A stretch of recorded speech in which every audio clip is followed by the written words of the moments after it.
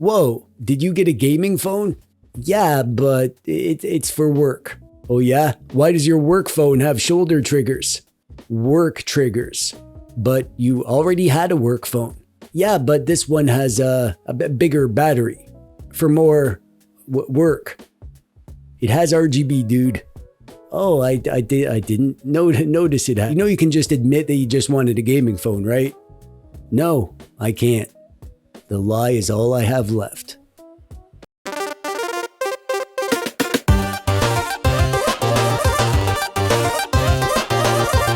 Hey, hi, how you doing? I'm TechDweeb, welcome. Thanks for clicking on the video today. I've reviewed a lot of stuff on this channel. Handhelds, retro game doodads, PC game doodads, laptops, controllers, arcade sticks, keyboards, mouses, even some weirder things like standing desks and e-readers. At this point, it feels like I've reviewed just about everything remotely related to gaming, except phones. Which is weird because I'm mostly an Android gamer these days. Ever since Android started running PC games, I've spent more time gaming on Android doodads than anything else. And phones are the original Android doodads. They're the Android things that most of us already have. Well, except for iPhone people. They're off doing whatever it is that iPhone people do. Probably drinking an oat milk latte and taking 17 photos of it. The main reason I've never reviewed a phone is that I don't really buy new phones. I buy Amazon refurbished phones 2 or 3 years after they come out. My daily driver right now is a Samsung S22 Plus, which means that I'm approximately 17 phone generations behind the cool kids. But then RedMagic reached out and asked if I'd like to check out their new RedMagic 11 Air gaming phone. And I thought,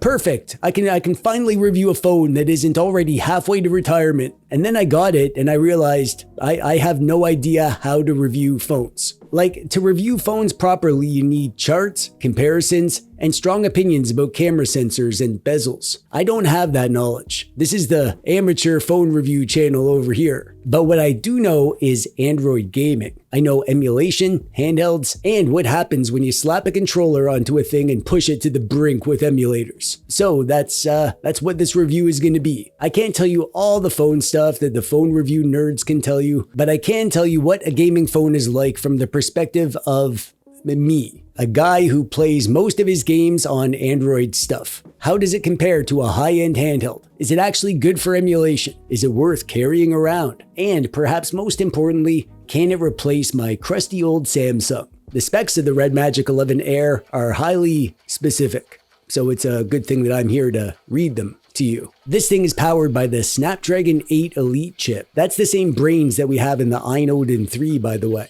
And that has an integrated Adreno 830 GPU. You get either 12 gigabytes or 16 gigabytes of LPDDR5X Ultra RAM, whatever that is, and 256 gigabytes or 512 gigabytes of UFS 4.1 internal storage. The screen is OLED, 6.85 inches, 2688 by 1216 resolution, 144 Hz refresh rate, and 1800 nits peak brightness. We get a 7000 mAh battery with support for 80 watt fast charging, no wireless charging here, and it's also not waterproof, by the way. We also get 5G mobile connectivity with dual nano SIM support, Wi-Fi 7, Bluetooth 5.4. It's running Android 16. It's this big and it weighs this much. It comes in 3 different color options: Phantom, which is black, Prism, which is white, and Trace, which is sorta gray with orange accents. That's the one I chose, obviously. And you get 2 different RAM and storage options. The one with 12 gigabytes of RAM and 256 gigabytes of storage is $499, and the one with 16 gigabytes of RAM and 512 gigabytes of storage is $599. That's the one that I have here, by the way. Also, I feel compelled to tell you, RedMagic sent this to me for the purpose of review. They had no say in the content of the video. They didn't get to see the video before it was published. No money exchanged hands, and all opinions are my own.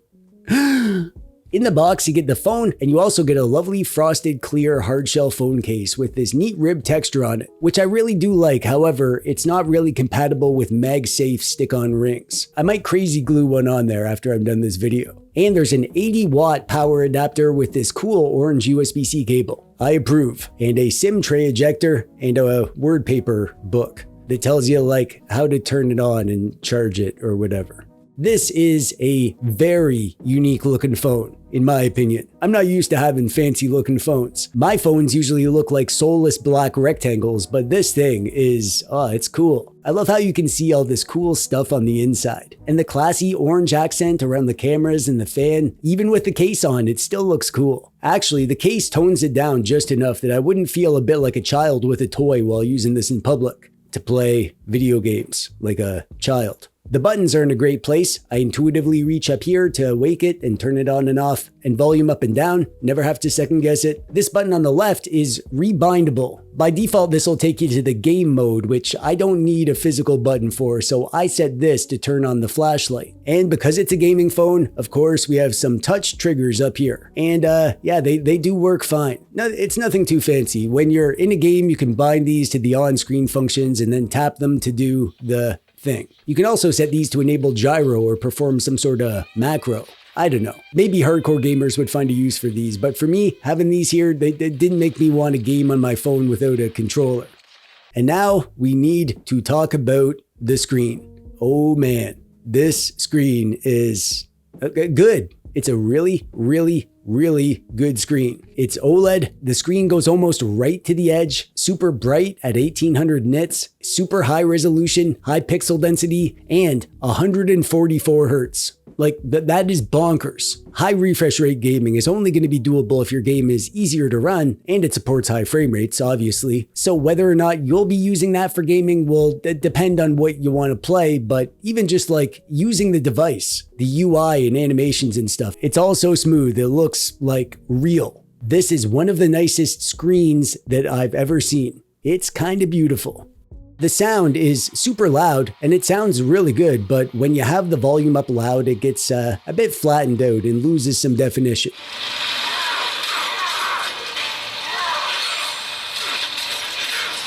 It's hard to demonstrate in a video, but to my ears, I don't like having this thing really loud. And at the lower volumes, it lacks a bit of richness. So it's kind of like there's a sweet spot for the volume where it's great, and above or below that, it's not as good. I don't know. I'm not an audio guy. That's my amateur way of describing it.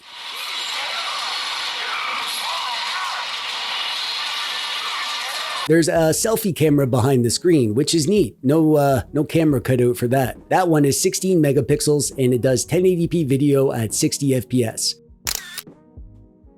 And then there are two back camera buttons. A wide camera that's 50 megapixels. That one does freaking 8K video at 30 FPS or 4K video at 60 FPS. And an ultra wide camera. That one's only 8 megapixels and that one just does 1080p video. The camera looks pretty amazing to me. By default, the photos have a dumb watermark and a beauty filter applied, but that's easy to turn off in the phone settings. I don't have a new flagship phone, so I can't say if this is good or bad compared to the latest iPhone or Samsung or whatever, but it's better than my S22 Plus. The default Android front-end launcher is, it's fine. I don't know if it has a name. It does phone things. You can organize your apps and add widgets, stare at little squares, all the usual phone activities. Thankfully, they let you swap launchers, so I immediately installed Nova Launcher and I loaded up my saved config because I've spent years carefully arranging my home screen like a bowerbird trying to attract a mate, and I don't need to spend half my life redoing it here. The attracting a mate part hasn't worked yet. Since this is a gaming phone, we also get gaming software. First, there's a launcher called GameSpace, which is basically a gaming hub where you can organize your games and adjust some basic performance settings, and launch your games from here, obviously. Once you're actually in a game, you can swipe in from the side and access a giant pile of gaming features. Performance modes, refresh rate controls, performance overlays, other overlays, trigger mapping, gyro controls, custom crosshairs, and a bunch of other stuff. About 90% of it is way beyond what I'll ever use, but serious phone gamers will probably love having so many options. Personally, I mostly just used it to switch performance modes and not much else. And when it comes to performance, the REDMAGIC 11 Air uses the Snapdragon 8 Elite chip. That's the same chip powering devices like the Odin 3, so performance isn't exactly a mystery. Those things have been benchmarked so many times that somewhere on YouTube there's probably a guy who's tested whatever obscure GameCube game you want to play but I haven't even heard of. I did compare it to the Odin 3 though. In a single benchmark run, the Air actually scored a little bit higher. Not enough to matter, but technically it did come out ahead a bit. However, things changed once the heat started building up. Running a stress test, which is a benchmark on repeat, the Air only managed 37% stability compared to 91% on the Odin 3. Pretty pathetic, honestly. But that's the reality of gaming on a phone. Handhelds have room for bigger cooling systems. Phones have to fit in your pocket and survive being sat on by dudes like me. In actual gaming, I just adjust the performance mode as the temperatures climbed. That's what I've been doing. It hasn't been a problem, but it's worth mentioning that this thing gets hot. The active cooling helps, but the tiny fan gets surprisingly loud and whiny. Personally, I usually stick to the lower performance modes just to avoid all that. I'd rather lose some performance than feel like I'm holding a tiny leaf blower full of lava.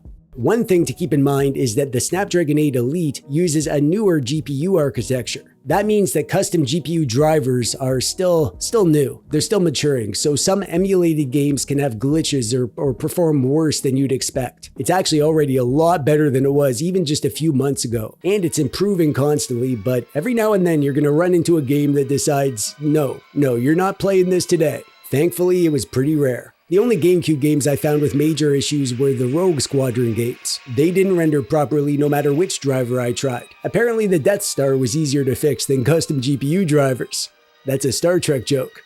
And GameCube was especially fun on here because lots of games support widescreen cheats. Mario Kart Double Dash fills almost the entire display, and it looks absurdly cool. Some games don't cooperate like this, but most do. PS2 was great on here as well. You don't get ultra-wide support like you do on GameCube, but 16:9 stuff is fine on this screen, and it looks fantastic, so it's all good. PSP ran fantastically at resolutions well above 1080p, even in eco mode. I slapped on an 8-bit DOE telescopic controller and had a swell time. I mean, old games on a giant phone screen still feel a little ridiculous. I'd rather play this stuff on a handheld, but now at least we know you can if you want to. On Nintendo Switch, Zelda Breath of the Wild had some graphical glitches and performance issues with certain drivers at the start, but I switched over to the Mr. Purple driver and that worked much better. It was a little stuttery at first, but it did smooth out as I played, so I suspect it was probably just shaders compiling or whatever. By the end, it was running great. This is docked mode too, so that's 1080p.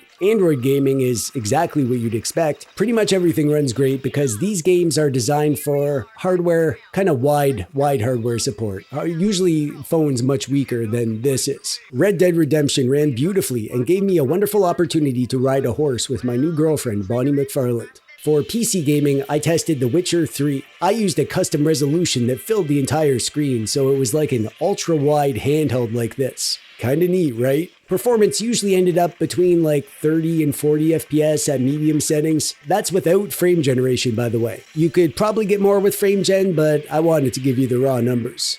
For the battery, I didn't do full drain tests, but based on my quick extrapolations and the experience I've had using it, I calculated that you could expect around 42 hours of day-to-day occasional use, around 19 hours of YouTube, and around 11 hours of mid-range gaming. That was with the Android version of Red Dead. We have a 7,000 milliamp hour battery here, which is less than the 8,000 milliamp hours we get in the Odin 3, for instance, but it's a phone. It's a whole different device. If you mostly plan to use it just as a phone, you're gonna get well more than a full day's usage on a single charge. I've been impressed with it for that reason. But for gaming, it's about on par with a high-end Android handheld like the Odin 3. When I got this, I fully intended for it to replace my daily driver, the Samsung S22 Plus. I figured I'd become one of those gaming phone people. And at first, I freaking loved it. The huge high refresh rate screen, the performance, the look and the feel, this thing is cool. But after a couple weeks, the cracks started to show. I missed MagSafe and wireless charging. I missed not worrying about dropping it in the tub while I watched Mr. Sujano during my candlelit bubble baths. And there were little software quirks too. Like there were notification issues and a handful of other weird annoyances, just tiny bits of friction that slowly wore me down. Maybe I'll get used to it eventually, and I hope I do, but I'm a creature of habit. Maybe those little quirks won't bother you. You're probably a stronger, more adaptable human than I am. I get stressed out when my favorite spoon is in the dishwasher. That said, I absolutely love this thing as a gaming device. The screen is fantastic, the performance is ridiculous, and I finally get it now. I've never really understood gaming phones. I always thought they were a little silly, to be honest. But running high-end Switch and PC games and Android games all on this sleek little slab you carry in your pocket, and when I consider the big picture, the price is kinda wild. Flagship Samsung phones cost over $1,100 to start. This thing comes in at less than half that, and it's so good in so many ways. Anyways, if you want one, I'll put links down in the thingy below after I finish doing the thing I should have done before starting this review and actually look up where to buy it. And that's pretty much it, but please, as for the review itself, let me know how I did. This is my first phone review. I feel like I probably forgot something important. If you got suggestions for future phone reviews, stuff you'd like to see or find relevant, let me know. But that's gonna do it for me for today. Click the YouTube buttons. I'm TechDweeb. Thanks for watching. Bye-bye.